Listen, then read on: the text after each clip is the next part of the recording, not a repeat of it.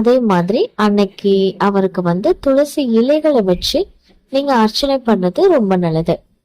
அவருக்கு நைவேத்தியமா பாத்தீங்கன்னா கற்கண்டு, துளசி தீர்த்தம், பானகம், பால் இதெல்லாமே வைக்கலாம். சக்கரை பொங்கல் வைக்க முடியுதுன்னா கூட நீங்க வைக்கலாம். சுண்டல், வடை எது வேணாலும் நீங்க நைவேத்தியமா வைக்கலாம்.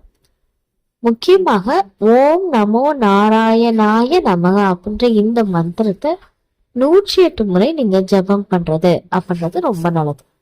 அதே மாதிரி விஷ்ணு சகஸ்ர நாமம் கேட்கறது, படிக்கிறது இதெல்லாம் செய்யுங்க. புரட்டாசி மாத பிறப்பு அன்னைக்கு ஏகாதசி திதியும் சேர்ந்து வர்றதுனால நீங்க பெருமாளுக்கு விரதம் இருக்கலாம்.